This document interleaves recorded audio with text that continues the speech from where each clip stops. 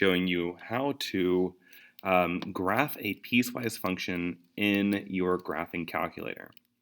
So it does take a few steps. But this should help you quite a bit in when you're working through piecewise functions, or even if I were to ever give you an actual domain for a function, this should work for every one of those. So we're going to graph this function here. Okay, so g of x is equal to, and remember a piecewise function kind of splits the graph up into different parts. So right here we have 1, 2, 3 completely different equations that apply to this function. Okay, so what I'm going to do to start off is just like any graph, I'm going to go into y equals, and I'm going to start by typing in these functions. Now, one key thing to a piecewise function that's different from our normal graph is that we have this restriction, right? So we only use the absolute value of x where x is less than -1. Okay, so to kind of illustrate that here, what we need to do is we're going to, once we're into our graph, we're going to hit alpha y equals, and we're going to create a fraction bar. Okay, so again, it's alpha y equals, and you're going to go to that number 1 there.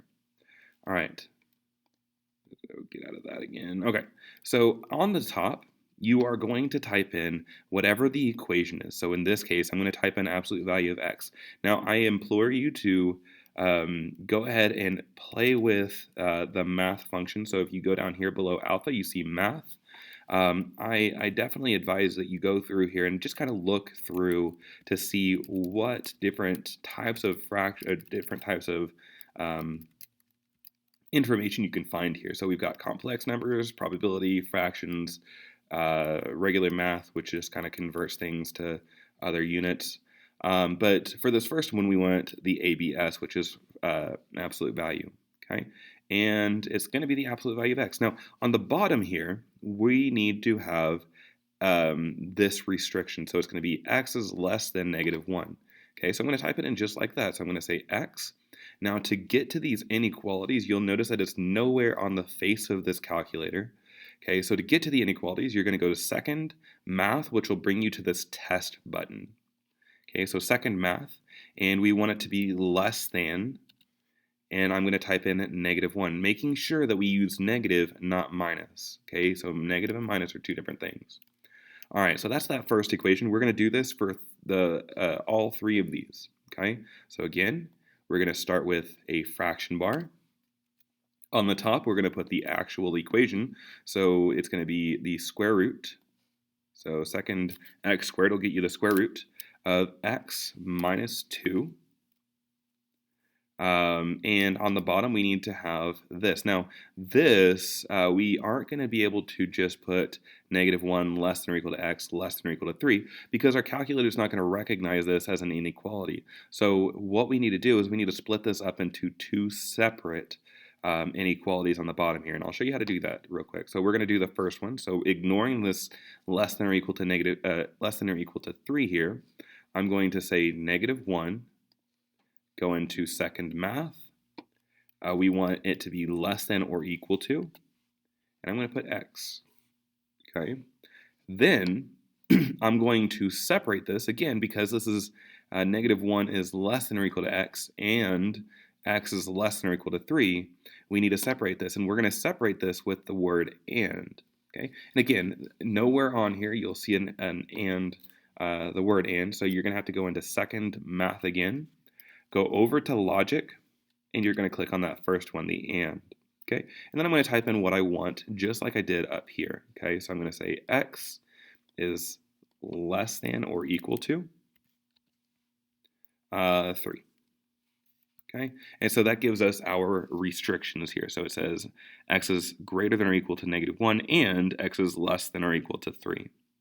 Okay, so we have one more that we need to type in. So I'm going to go to alpha y equals fractions.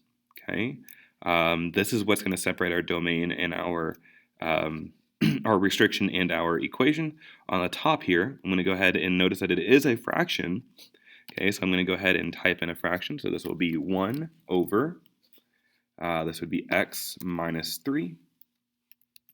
And then on the bottom, it needs to be the restriction. So the bottom is going to be x is second math greater than 3. All right, and so there we have it. Okay, we have our functions. Now we can just simply take it and we can hit graph, and you'll see that it graphs it for us. Okay. Um, let's see. So you'll notice that for -1 less than x less than 3, the only part that shows up are the numbers greater than 2. Okay, and that kind of falls into the fact that if I take and plug in a negative in here, it gives us an imaginary number. So if that happens, you do need to go back and look at this a little bit logically. So what we can do from here is we can actually take a look at our graph and we can kind of build onto this. So I can say, what is the domain? Well, the domain of our function goes from, it starts over here at -infinity, and it's going to go all the way up here to -1. Okay, and that kind of goes with this. And then you'll see that there's imaginary numbers right here. And then it goes from -1 up to 3. And then our last equation is actually going to fill in that gap, and it's going to go from -1 all the way up to positive infinity. Okay, so we do have this little gap here. And then we can look at the range. Notice that the lowest that our graph goes is close to 0, but it actually doesn't touch 0. And then it goes into the positive infinity direction. So it'd go from 0, not inclusive, up to infinity. All right. And then we can kind of take a look at any intercepts or whatnot. But that should help you guys out with graphing these functions.